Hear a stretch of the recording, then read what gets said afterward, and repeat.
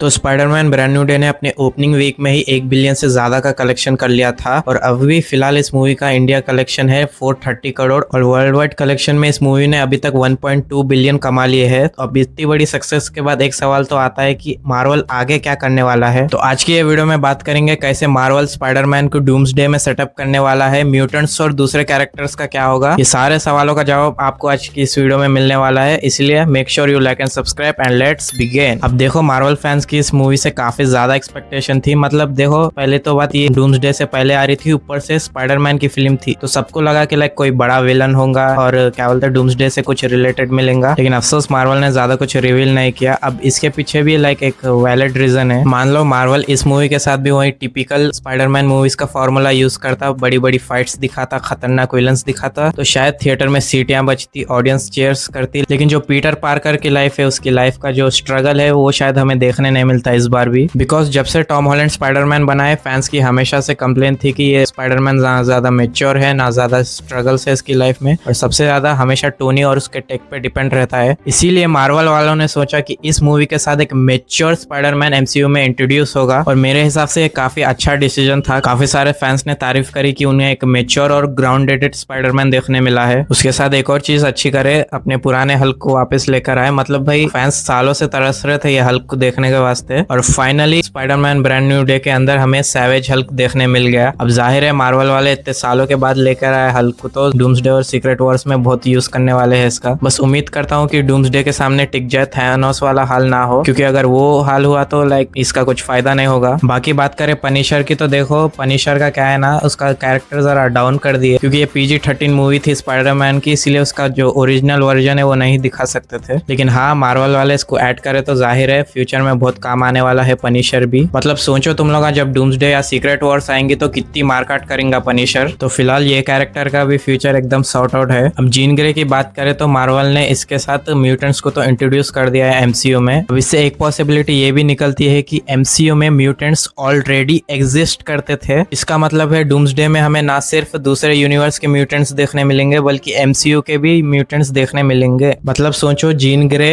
Phoenix force के साथ, क्योंकि जाहिर है अगर वो अकेले सब कुछ कंट्रोल करने का कोशिश करेंगी तो वो खत्म हो जाएगी। इसीलिए हो सकता है डॉक्टर डूम पहले फिनिक्स फोर्स को कंट्रोल करे, उसके बाद जीन ग्रे को। अब जीन ग्रे से याद आया, फिल्म में पीटर ब्रूस से इंस्पिरेशन लेकर एक इनहेबिटर बना था अपनी पावर्स को कंट्रोल करने के वास्ते, और आगे चलकर वो उसका इस्तेमाल जीन ग्रे पे भी करता। अब मेरे हिसाब से ये चीज मार्वल के नेक्स्ट फेज यानी म्यूटेंट सागा में एक बहुत इंपॉर्टेंट रोल प्ले करने वाला है, जहाँ पे डिपार्टमेंट ऑफ डैमेज कंट्रोल वाले म्यूटेंट्स और सुपर हीरोज को कंट्रोल करने के लिए इसका इस्तेमाल करेंगे। अब जाहिर है इससे स्पाइडरमैन को तो बहुत प्रॉब्लम होने वाली है। म्यूटेंट्स और स्पाइडरमैन के बीच में बहुत सारा कॉन्फ्लिक्ट देखने मिलेगा हमें। मतलब भाई पीटर की लाइफ और भी ज्यादा मुश्किल होने वाली है आगे चलकर। हाँ, इसका ये मतलब नहीं है कि वो लोग भी पीटर के जैसा ही बनाएंगे। हो सकता है कि वो कॉलर जैसा कुछ बनाए जो कॉमिक्स में और इवन मूवीज में भी हो चुका है म्यूटेंट्स को कंट्रोल करने के लिए। और भाई तुम सोचो उस टाइम पे पीटर की क्या हालत होंगी। मतलब जिस चीज को उसने दुनिया की भलाई के लिए बनाया था, अपने अंदर के शैतान को कंट्रोल करने के लिए बनाया था, अब वही चीज दुनिया को बचाने वाले म्यूटेंट्स और सुपर हीरोज के खिलाफ यूज करी जाएंगी। अब पीटर के दोस्तों की बात करें तो उनका तो सब अच्छा दिख रहा। पीटर और नेड वापस दोस्त बन गए। और एमजे की बात करें तो फिलहाल वो बहुत ज्यादा शॉक और कंफ्यूजन में है, इसलिए उसने पीटर को रिजेक्ट भी कर दिया था कि वो पुरानी वाली एमजे तुमसे प्यार करती होगी लेकिन मैं नहीं। बट हाँ, सोच तो रही है कि लाइक स्पाइडरमैन की गर्लफ्रेंड होना कैसा होगा। खैर इनका इन्वॉल्वमेंट तो ज्यादा हमें देखने नहीं मिलेगा अंटिल स्पाइडरमैन 5 न आए। और जो भी थ्योरी बन रही थी कि नेड विलन बनने वाला है, हॉबगॉब्लिन बनेगा, ग्वेन स्टेसी की एंट्री होगी, तो वो सब तो फिलहाल उसका चांस तो नहीं दिख रहा। अब ये पूरा पैटर्न समझने के बाद एक चीज तो साबित है, मार्वल स्पाइडरमैन को लेकर ज्यादा फैल रहा नहीं, संभाल के स्पाइडरमैन को अपनी जगह पे रख रहा। अब ये शायद मार्वल सोनी की गलतियों से सीख रहा है। बिकॉज याद करो दी अमेजिंग स्पाइडरमैन 2 और स्पाइडरमैन 3 दोनों मूवीज में सोनी वाले बहुत चीजें ऐड कर दिए थे, स्पेशली द अमेजिंग स्पाइडरमैन 2 में। वो मूवी कैसा था मालूम, आगे आने वाले यूनिवर्स को सेटअप कर रही सर का दिख रहा था वो मूवी, इसलिए ऑडियंस से भी उसको बहुत ज्यादा बैकलैश मिला। पीटर पार्कर की लाइफ का कोर, उसकी पर्सनल लाइफ, लव लाइफ सब गई। तो मार्वल क्या है, वो गुड ओवर नहीं करना चाहता अपने स्पाइडरमैन के साथ। अब ये खराब हुआ तो इनका पैसा भी जाता, सब जाता। तो चलो अब दिल थाम के बैठ जाओ, कई को बोलता अपन बात करेंगे हल्क के बारे में। हल्क का कमबैक फाइनली हो चुका है। फिलहाल हल्क का स्टेटस ये है कि उसको साइकेट्रिक वार्ड में एडमिट कर दिए। उस बैनर का इनहेबिटर टूट गया तो शायद डैमेज कंट्रोल वाले कोई दूसरा बना दे और वहीं से इंट्रोड्यूस होगा डैमेज कंट्रोल का इनहेबिटर। लेकिन भाई टू बी ऑनेस्ट मैं तो फुल एक्साइटेड हूँ ये हल्क को देखने के वास्ते। तुम लोगों का अपना अपना क्या है जरा कमेंट में वो लोग। बाकी अपने गोस्ट राइडर के वास्ते तो रायन गॉसलिंग को कास्ट कर लिए और रूमर्स के हिसाब से रोजमंड पाइक गोस्ट राइडर की लव इंटरेस्ट बनने वाली है। अब रूमर्स है तो उतना विश्वास नहीं कर सकते अपन, लेकिन हाँ, मार्वल वाले पहले इज्जत से डूम्सडे और सीक्रेट वॉर्स रिलीज करेंगे, उसके बाद ही गोस्ट राइडर की स्टैंड अलोन मूवी आएगी और हो सकता है गोस्ट राइडर हमें सीक्रेट वॉर्स के अंदर देखने मिले। अब स्पाइडरमैन की इतनी बड़ी सक्सेस के बाद एक जना तो फिराक में बैठा हुआ है, देखो भाई, कौन नहीं समझे, अरे अपना सोनी यार हो। अब सोनी का जो लाइव एक्शन स्पाइडर वर्स था बिना स्पाइडरमैन का, वो तो फेल हो गया, मगर उसके पास अभी भी एक ब्रह्मास्त्र है अपना एनिमेटेड वाला स्पाइडर वर्स। हाँ, उसके ऊपर तो फुल फोकस है सोनी का और वेनम की भी एक एनिमेटेड मूवी आने वाली है लीक्स के हिसाब से। और लास्ट में बात करें हमारे तीनों स्पाइडरमैन डूम्सडे में या सीक्रेट वॉर्स में आएंगे या फिर नहीं, तो मेरे हिसाब से तो देखो, जहाँ तक लीक्स आ रहे, डूम्सडे की स्टार्टिंग में